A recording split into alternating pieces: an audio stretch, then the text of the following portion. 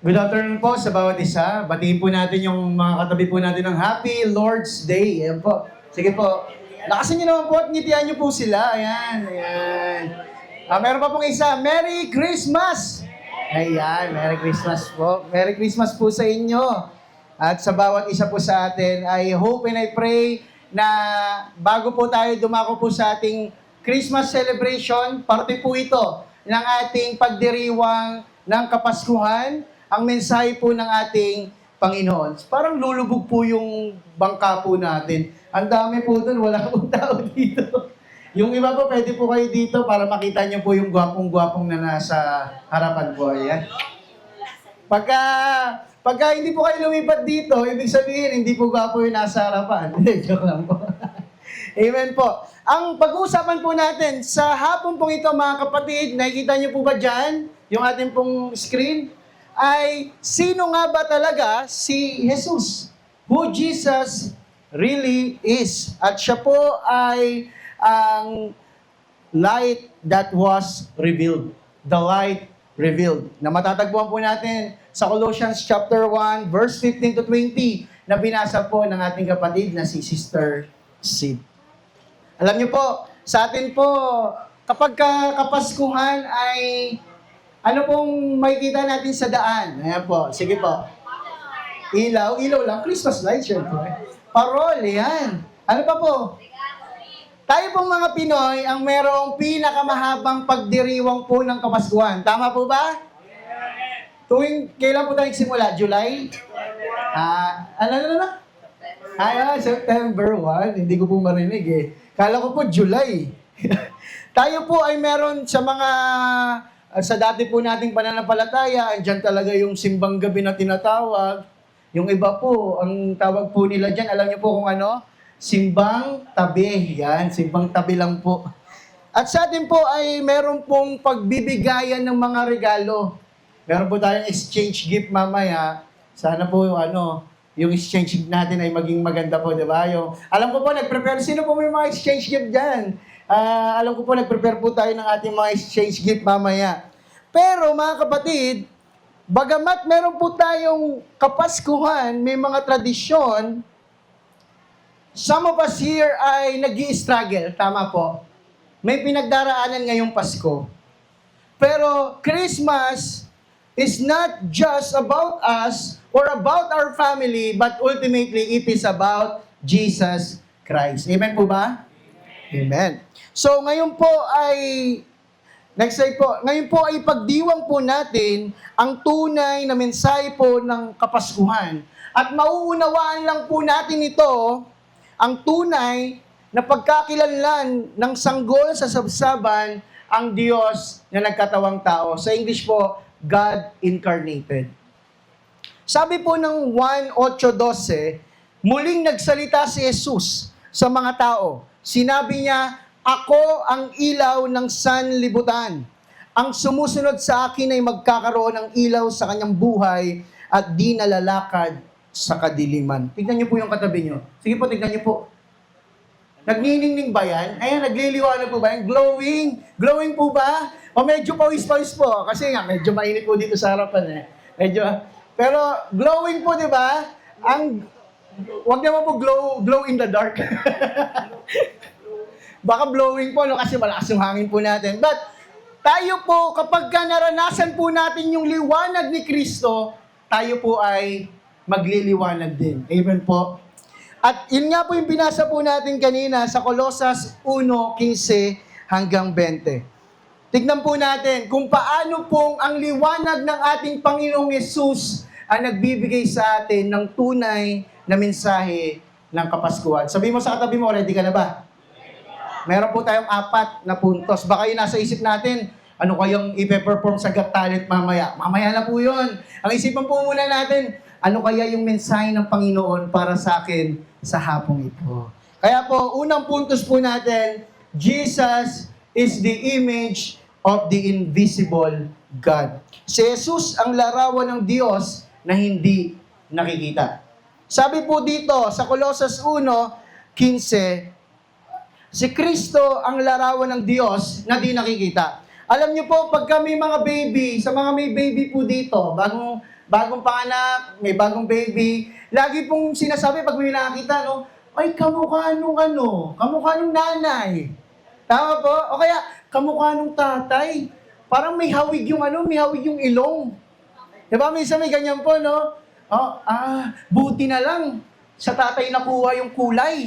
Mga ganyan-ganyan po, diba? Naku po. Ano po tawag dyan? Resemblance. Tama po ba? Ay, ang gwapo naman ng anak mo. Sinabi sa tatay, oh, ang gwapo naman ng anak mo, bro. Kamukha nung misis mo. Grabe naman. Buti nakuha mo. Nakuha mo yung inis niya. Alam niyo po, sabi dito, kung tayo, resemblance, yung tinitignan pag yung anak. Pero dito po, sa Colossus 1:15, kung titignan po natin maigi, ang sabi po ng Bible, yung word na akon, ay, ang ibig sabihin po niyan ay eksaktong larawan. Kasi pag sinabi po natin larawan, hindi siya yun talaga eh. Pero walang maibigay o ma-describe yung Bible doon sa eksaktong nature ng ating Panginoon. He is the exact representation and the visible manifestation of our God. It means, ang ating Panginoong Yesus ay hindi lang parang kahawig, kawangis o kamukha ng Diyos, kundi siya mismo ay Diyos na nagkatawang tao. Amen po? Ang sinasamba po natin at pinagdiriwang po natin ngayong hapon ay hindi po tao lang, kundi yung Diyos mismo na bumaba sa langit at napunta at naparito po sa mundong ito upang iligtas tayo sa ating mga kasalanan. Amen po? Sabi po sa Hebreo 1:3, nakikita sa anak ang kaluwalhatian ng Diyos. Kung ano ang Diyos, ay gayon din ang anak. Siya ang nag-iingat sa sansinukob sa pamamagitan ng kanyang makapangyarihang salita. Maganda po sa English, and He is the radiance of His glory and the exact, ayun po yung sabi po doon Hebrews 1:3.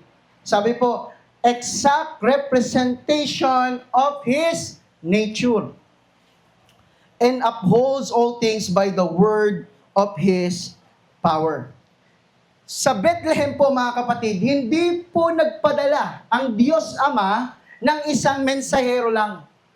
Hindi po nagpadala ang Diyos Ama ng isang propeta lang o tagapagpahayag ng kanyang salita. O hindi rin siya nagpadala ng isang anghel. Ang pinadala niya ay Diyos mismo. Dahil Diyos lang po mismo ang pwedeng makapagligtas sa atin. Alam niyo po, nung may nakita po akong na Facebook post, at sabi po doon, madalas po ang sabsaban po na ating tinitignan. Siguro yung iba nakita na po ito. Shinare ko rin po ito sa Facebook. Pwede niyo pong tignan ngayon. Yung sabsaban po na nakikita po natin, dyan kahoy po, di ba? Pero in the time of ancient Israel, ang sabsaban po nila ay bato. Gawa po sa bato ang kanilang sabsaban. At ano pong ibig sabihin nun? Yung kanilang sabsaban ay durable, it is hard, ito ay matigas, at ito ay malamig. Design po ito para i-keep yung something o itago, ilagay yung something that is precious. Yun po yung depiction po nun. At alam po nila that in Bethlehem, it was not an accidental location. Hindi po aksidente na ang ating Panginoong Yesus ay isilang sa Bethlehem. Dahil sa Bethlehem po ay ibinibigay o iniaalay po yung mga tinatawag na sacrificial lamb. Yung mga tupa pong iaalay para po sa kasalanan ng buong Israel. Diyan po nila inilalagay po yon. Maging yung sabsaban po ay in preparation nung isasakripisyong tupa. Kaya naman, yung pagpapakita nung manger o nung sabsaban dito po sa atin o doon po sa istorya ay pagpapakita po that Jesus did not enter the world surrounded by gold, guards, or royalty. Pumasok po siya sa mundo bilang isang sacrificial lamb na iaalay po para po sa ating mga kasalanan. And Christmas is not about our feelings. It is not about our sentiments, our emotions. It is about the God that stepped into flesh. The Holy One entering history. Ang hari ng mga hari ay dumating sa mundo hindi sa marangyang damit, kundi sa simpleng pamamaraan. Meron pong isang kwento ng isang hari na sabi niya, hindi ko maintindihan kung ano yung nararanasan nung aking nasasakupan. Kaya pong ginawa niya, try ko nga tignan at bumaba, makisalamuha sa kanila, nang sa ganun alam ko yung mga ipapatupad kong batas. Ngayon, bumaba po yung hari sa kanyang pwesto, nag-disguise po siya bilang isang pangkaraniwang mamamayan o tao. At nakita niya nga po yung living condition, naramdaman at naranasan niya kung ano yung naranasan ng mga mabababang uri ng tao o yung mga tipikal o pangkaraniwang mamamayan. At doon niya pa lamang po naintindihan kung paano po yung tunay na paglilingkod. Ang ating pong Diyos, ang ating pong Panginoong Yesus ay higit pa doon sa hari sa kwento. Because even hindi pa siya mag-incarnate, hindi pa siya magsakatawang tao, alam at nararamdaman niya po yung ating mga pinagdaraanan. Pero ganun na lamang po yung pagmamahal niya sa atin, na talaga pong nagsakatawang tao pa po siya, nang sa ganun makita po natin na kahit tayo o yung mga bagay na dinanas natin ay dinanas niya rin. At merong nagtagumpay. At kung ating Panginoong Yesus ay nagtagumpay sa mga pagsubok na yon, tayo rin po ay pagtatagumpayin niya. Amen po?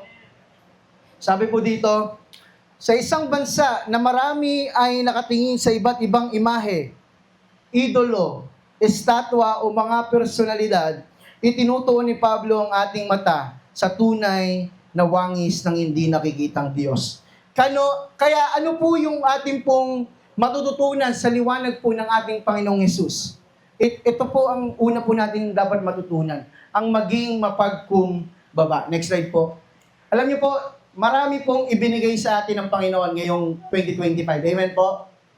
Marami pong mga natupad na panalangin. Amen? Parang hina po. Parang hindi natupad yung panalangin niyo po. Ayan. Marami pong natupad na panalangin. Ayan. At marami rin naman pong hindi natupad dahil may mas maganda pang ibibigay ang Panginoon. Amen po? Kaya naman, wag po tayong manawa na manalangin. Pero kailangan po kalakip nun yung ating pong pagpapakumbaba. Ano man po yung marating po natin sa buhay, ay dapat nandun po yung ating pagpapakumbaba. At yung paglapit sa Kanya ng merong paggalang. Sa hapon po bang ito, nang tayo po ay nagbihis, tayo po ay nag-ayos, ang ating pong goal is, Lord, sana ma-please kita sa hapon pong ito. Sana, Panginoon, ay maibigay ko yung mataas na papuri sa iyo ngayong hapon. Sa mga gagawin po namin, sa pagsamba na aming gagawin, maibigay ko po yung paglilingkod sa iyo. At nang sa ganun ay mahagkan natin yung kanyang pag-ibig. If we want to know what God is like, look at Jesus. Siya ang manifestation and the embodiment of what God looks like. And when we look at the baby in the manger, tandaan po natin, ang Diyos na mismo lumapit sa atin. Kaya kung ako lang po masusunod, sasabihin ko lang, huwag ka nang choosy. Di ba? Sabi mo sa katabi, huwag kang choosy. Di ba? Si Lord na lumapit. Amen. Tapos tayo pa po yung parang choosy pa po tayo, di ba? That is what God looks like in human form, humble, near, at puno ng pag-ibig. Pangalawa po, Jesus is creator and sustainer of all things. Si Jesus ang manlilikha at tagapagtaguyod ng lahat. Sabi po ng Colossus 1:16 hanggang 17, sapagkat sa pamamagitan niya ay nilikha ang lahat ay nilikha ng Diyos sa pamamagitan niya at para sa Kanya. Siya ang una sa lahat at ang buong sansinukob ay nananatiling nasa kaayusan sa pamamagitan niya. Tandaan po nating lahat na tayo po lahat dito ay nilikha sa pamamagitan po niya. Ano mong sabi ng John 1:1? In the beginning was the Word, and the Word was with God, and the Word was God. And John 1:14, and the Word became flesh and dwelt among us, and we beheld His glory, the glory as of the Father, full of mercy and truth. Sabi po dito, Jesus is the Creator. Sabi po dito, all things, lahat ng bagay. Tapos may nagsabi po na kabataan sa, Pastor, as in lahat ng bagay, kahit yung electric fan, siya po ang lumikha. Yung kabataan. As in po, pati yung TV, Pastor, siya pong naglikha. Sabi ko sa kanya, saan ba nanggaling yung TV? Ano bang mga composition niya? Nag-science pa po kami. Ano bang mga elements ang ginamit dyan para mabuo? Sino nag-create ng mga bagay na yon? Kumbaga, in the parang molecular level, kay Lord galing ang lahat. We just invented it, mga kapatid. At maging ang ating karunungan ay galing po sa Panginoon. Kaya po pag sinabing all things, mga kapatid, in heaven and earth, visible and invisible, thrones, dominions, rulers, and authorities.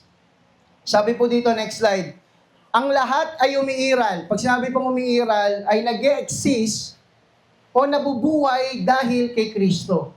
Alam niyo po, yung simpleng pagising po natin sa umaga, it is by the grace of God. Amen po? Yung simpleng lakas po natin, it is only by the grace of God. Kaya po, yung lahat po ng ating lakas ay dahil lamang kay Kristo. Ang buhay po natin ay nagkakaroon lamang ng tunay na layunin kung ito po ay nakasentro sa Kanya. Ang tanong ko po mga kapatid, sa loob po ng isang linggo, saan o kanino o saang mga bagay po umiikot yung ating mga buhay? Ayan, sa mga kabataan po na naririto, ayan, kabataan. Mga kabataan po na naririto, nagtataas po si Elder Mark, bata pa rin po siya. Saan po o kanino o saang mga bagay umiikot ang inyong buong buhay, buong oras, mga youth? Saan? Huwag niyong sagutin, baka malaman ng mga adult natin. Sa mga adult po natin, saan po umiikot yung ating mga buhay? Ang buhay po natin ay nagkakaroon ng purpose o ng layunin kung ito po ay nakasentro sa Kanya. Ano pong sabi dito? Jesus is the sustainer. Next, ayan po. In Him, all things hold together. Alam niyo po, ang Panginoong Hesus, para po siyang glue na siyang umahawak ng lahat ng bagay. Maging yung hininga po natin, maging yung ating pong buong pagkatao, yung ating pong sarili, lahat po tayo narito, maging ang ating mundong ginagalawan, ang buong universe ay hawak-hawak po ng ating Panginoon. He holds it together. Alam niyo po, ang universe ay hindi magko-collapse o hindi pa nagko-collapse dahil hawak-hawak pa niya. Maging yung ating hininga sa ating mga baga, siya po ang nagpapanatili niyan. Maging yung forces ng gravity, yung ating pong ecosystem, yung ating pong economics, yung ating pong pananalapi, lahat ng bagay na meron tayo, hawak-hawak po ng ating Panginoon. Hindi lang po nag-create ang Panginoon, He also sustains and maintains what He has created. Kaya po, alam niyo po, sabi ng science, yung ating pong mundo, yung Earth, pangilan po yung Earth sa solar system po natin? Pangatlo. Very good, very good. Ano po yung una? Ano po yung next? 7-Eleven. 7-Eleven. Katapat lagi ng Mercury, 7-Eleven eh. Galing talaga. Mercury po, tapos? Kala ko may magsabi na naman ng 7-Eleven eh. Venus, tapos? Earth. Alam niyo po, yung disenyo ng Earth, sabi po, kapag ka umusog lang ng malapit ng konti sa araw or sa sun, hindi siya suitable na maging habitat. Hindi siya suitable to sustain life dahil sobrang init. At kapag umusog lang yan ng konti patalikod, hindi rin siya magiging suitable para tirhan. Bakit? Malamig. So, eksakto po yung pagkakalagay niya sa solar system po natin. Amen. Ano pong gusto kong sabihin? Yung eksakto pong yun, si Lord po nag-create nun. He holds it together. If gravity, sabi po nila, ay tumaas lang daw po ng konti, yung ating pong buong katawan, hindi po kakayanin. Yung puso po natin, hindi kakayanin. If mag-collapse po ang mundong ito, hindi po natin kakayanin. But the universe stay perfectly balanced because of our Lord. Kaya po, next slide. Sa ating pong kultura po ngayon, tayo po ay nag-i-struggle, lalo na po ang bansang Pilipinas, saan po? Sa mga bagyo, tama? Tayo po ang parang storm capital of the world eh. Sa atin po lahat dumadaan yung bagyo. At marami po tayong dinanas na bagyo ngayong taon. Maaring yung mga bagyo po natin, hindi literal na bagyo, tama po? Mga bagyo ng buhay po natin.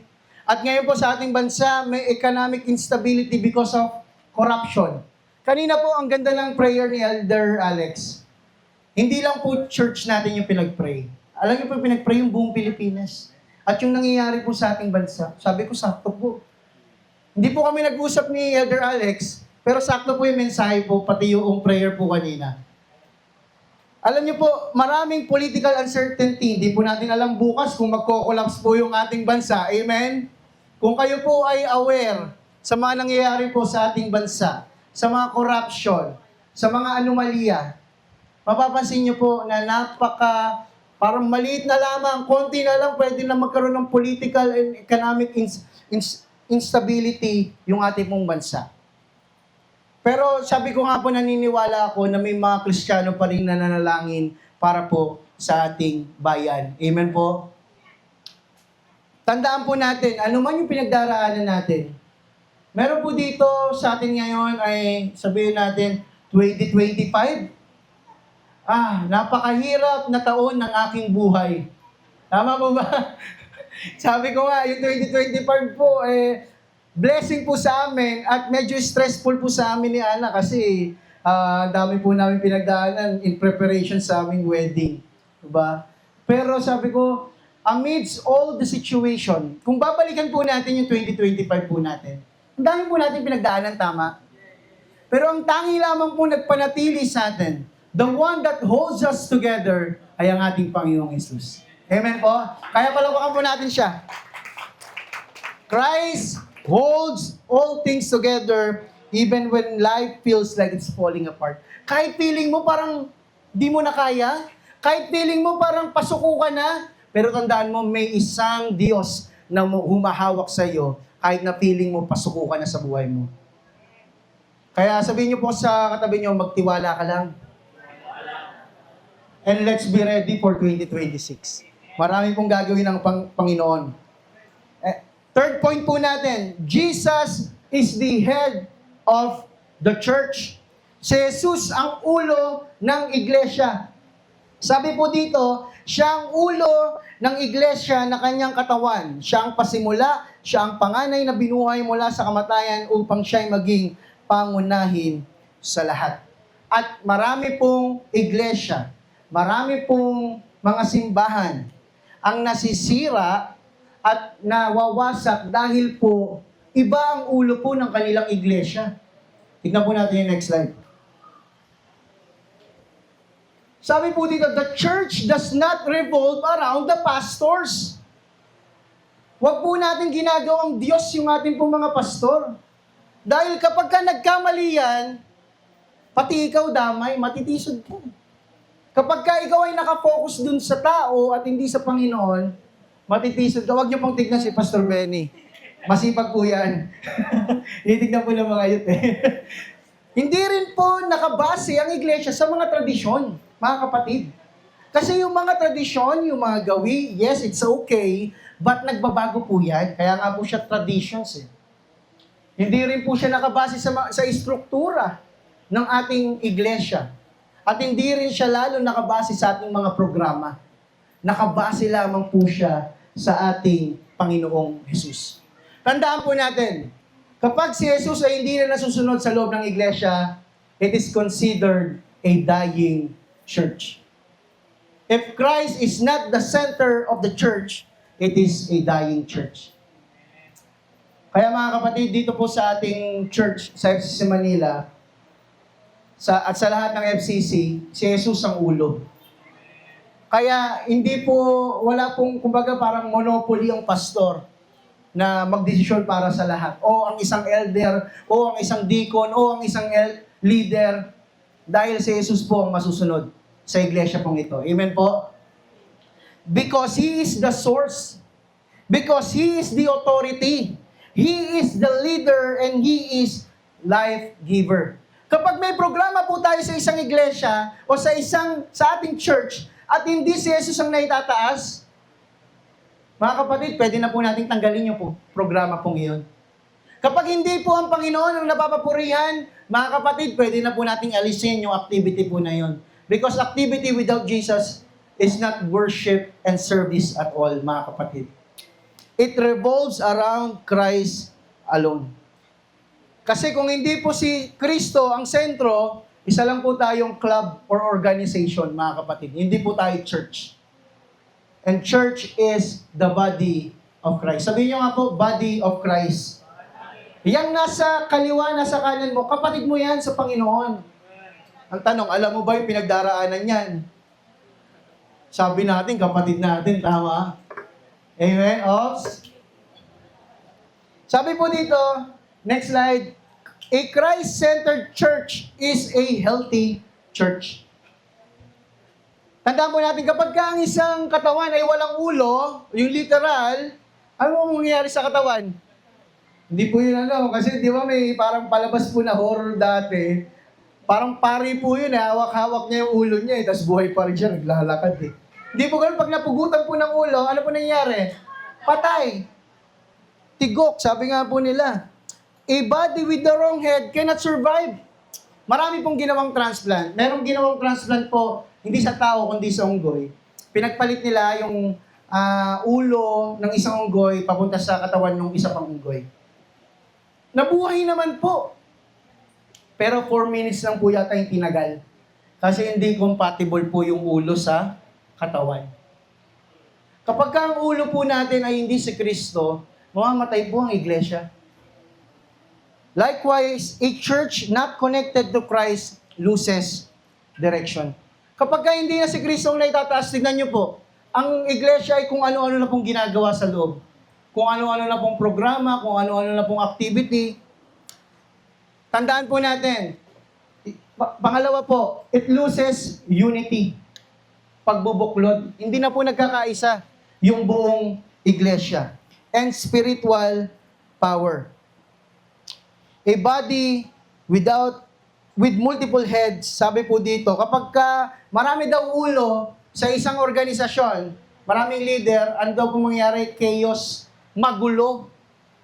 Kapag wala naman pong ulo ang isang organisasyon, mamamatay po yun. Pero a church not centered on Jesus, it loses its unity and purpose. Kaya kailangan po natin as an FCC, as a church mga kapatid, ang ulo po ng ating iglesia ay ang ating Panginoong Jesus lamang. Point to ponder po, pinagbubuklod ng kapaskuhan ang iglesia. Tayo po ay narito ngayon because we are united. Amen po? We are united in glorifying and celebrating the birth of our Lord and Savior, Jesus Christ. Hindi po sa mga ilaw, hindi po sa magandang Christmas tree na nasa harapan po natin, sa mga Christmas lights, sa design, sa decoration, o hindi po sa programa natin pong ginagawa ngayon. Hindi po tayo pinagbubuklod dahil meron po tayong Christmas celebration o ng mga awitin, kundi dahil ipinagdiriwan po natin ang ulo, which is ang ating Panginoong Jesus. Amen?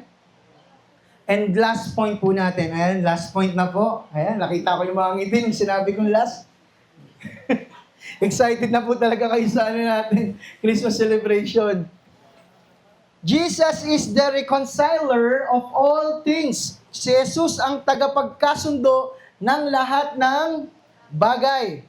Basahin po natin. Sapagkat minarapat ng Diyos na ang buo niyang kalikasan ay manatili sa anak. Ano pong sabi doon? Pagpapatunay na ang ating Panginoong Yesus ay Diyos. Ano pong sabi? Ang buo niyang kalikasan. The fullness of His nature. Kaya sa mga nagsasabi, kapag kami magsabi po sa inyo na, ay hindi naman Diyos si Kristo. Pabasa niyo po yung verse po na yan, malinaw na malinaw. Ang buong kalikasan sa English po, the fullness of God. Hindi nga po sinabing fullness of His nature Sabi po sa NASB, fullness of God. Yung kabuuan. ng Diyos. At sa pamamagitan ng anak, niloob ng Diyos na ang lahat ng bagay maging sa langit o sa lupa ay ipagkasundo sa Kanya. Nakamtan ng kapayapaan sa pamamagitan ng dugo ng Kanyang anak na inialay sa krus. Yes, mahalaga po ang birth ng ating Panginoong Hesus. Pero masigit pong mahalaga, mga kapatid, yung Kanyang pagkamatay doon sa krus ng Kalbaryo. Sabi po dito, nagbinigyan niya tayo ng kapayapaan sa pamamagitan ng dugo ng Kanyang anak. Next slide po. Sabi po dito, all the fullness of God o ang lahat ng meron o kabuuan ng Diyos ay nananahan. Yan po nakakabulol eh. Nananahan sa ating Panginoong Hesus. It dwells in Jesus. Fullness, total po, totality. Hindi po, mali po yung sabihin na 100%. Nung nakarang linggo po, sinabi po yun ng ating Pastor Mark. Hindi po, or maling sabihin na 100% God at 100% human dahil lumalabas, 200% po siya. Ang tama pong sabihin, sabi po ng mga scholars po natin, He is truly, or very truly God. Siya ay totoo o tunay na tao, at siya ay totoo o tunay na Diyos. He is very truly God and very truly man. Hindi po siya reflection ng Diyos. Hindi rin po siya parang demigod. Yan, sa Greek mythology, may mga ganyan po half man, half God. Hindi po ganon. He is full divine. Mga kapatid, tandaan po natin yan. At ano po yung ginawa niya? He reconciles us, pinagkasundo. Next slide po. Binigyan niya tayo ng reconciliation. Sabi po ng Isaiah 6:9, He is the Prince of Peace. Una po, pinagkasundo niya tayo, kanino po? Sa Diyos. Pangalawa, sa ating mga broken relationships. Huwag po nating hayaang matapos ang 2025 na may mga broken relationships pa rin po tayo. Na may mga unforgiveness, resentment pa rin po sa ating mga puso. Na may sama pa rin po tayo ng loob pagpasok ng 2026. Amen po ba? Amen. Sabi niyo po yan So, magpatawad na po tayo. Kaya po ba magpatawad na? Kung tayo po, we were once an enemy of God, but through Christ's blood, we have peace with God. Kung ang kasalanan po ang nag-separate sa atin sa Diyos, ang peace o kapayapaan ni Jesus ang siyang nagpanumbalik sa atin, sa ating Panginoong Diyos. Tandaan po natin, Christmas leads to the cross. Next slide po. Ayan, tandaan po natin, Christmas o ang Kapaskuhan, it leads to the cross. The cradle points to the cross. The manger exists because the Savior came to give His life. Christmas without the cross is incomplete. Ang kapayapaan pong ibinigay sa atin ng Panginoon ay yes, galing po sa Kanyang pagkapanganak, sa Kanyang mga turo at mga himala, pero ang tunay po na kapayapaan ay na-achieve o nakamtan po natin doon po sa krus ng Kalbaryo, doon po sa Kanyang dugo at katawan, at doon po sa Kanyang paghahandog o sakripisyo. Christmas is glorious because Easter is victorious.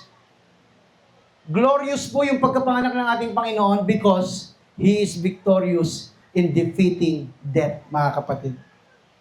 Kaya po mga kapatid, bigyan po natin or let us bring hope to our current world. Tayo po ay binigyan ng Panginoong Hesus ng liwanag. Gamitin po natin ito ng maayos. Sabi po ng Matthew 5, huwag po natin itago yung liwanag po natin. Di ba po? Huwag po natin ikahiya na meron po tayong Kristo. At huwag po natin tanggalin si Kristo sa ating Christmas. Amen po?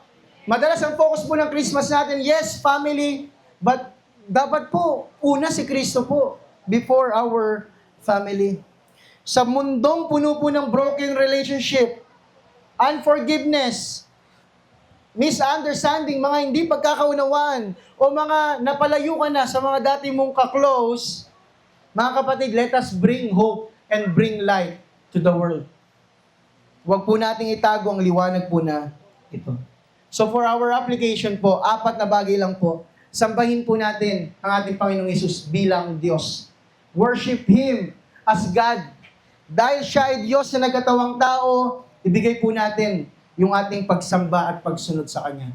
Hindi lang po ngayon 2025, kundi 2026. Ano pa po yung pwede po nating may commit sa Panginoon 2026? Ano po yung ginawa po natin sa Panginoon ngayong taon? At ano pa po yung gagawin po natin ng higit pa na ginawa natin ngayong taon para sa ating Panginoong Hesus? Kung naglingkod ka ngayon ng 100% sa Panginoon, tindihan mo pa next year. Maglingkod ka pa. 200% mo na, 300% mo na yung paglilingkod mo. Amen? Surrender every area of your life. Dahil ang lahat ng bagay ay ginawa sa pamamagitan niya, bigyan mo siya ng full control sa iyong buhay. Ang problema po, ang access lang ni Lord, yung sala ng puso po natin eh. Yung ano lang po eh, yung doon lang sa ano eh, doon lang siya sa harapan ng bahay po natin eh. O kaya minsan, doon lang po siya sa loob, sa may hapagkainan. Buong parte po ng puso natin, ibigay po natin sa ating Panginoon. Let us give Him the full control. Number 3 po, tayo po ay magtiwala sa Kanya in uncertain times. Sa mga panahon na hindi po natin alam yung gagawin po natin, tandaan po natin that God is in control. Amen? Kung inawakan niya ang buong sansinukob, the whole universe, He holds together. Ano pa po yung ating mga pagsubok? Hindi niya po ba kayang hawakan po yan? Ang problema po natin, ayaw po natin bitawan, kaya hindi po nakagawa ang Panginoon. We need to learn to let it go and let God do the rest, mga kapatid. Kung hinahawakan niya ang buong sansinukob, kaya niya ring hawakan ang iyong sitwasyon at kinabukasan. And lastly, hinuli ko po talaga. And kasi, alam ko lang po, hindi madali magpatawad. Amen? Yes! Lakas Lakas ba na dito Pastor Benny, mga kabataan. Parang kailangan natin parang ngayon lang sila nag-email nagising Mga kapatid, it is the season to forgive. Amen? Kaya patawarin na po natin yung mga hindi pa po natin napapatawad. Sino yung kailangan kong patawarin? No? Wow, sarili niya daw. Sino yung nangangailangan ng kapayapaan? Sabi po ng Colossians 1:15-20, ang liwanag na dumating ay Diyos. Ang liwanag na dumating ang nagtataguyod at humahawak sa atin. Ang liwanag na dumating ay ulo ng ating iglesia. At ang liwanag na dumating ay pinagkasundo tayo para sa Kanya. Kaya naman po, this is the light revealed. Ito ang ating Panginoong Hesus. At ito po ang tunay na kahulugan ng Kapaskuhan.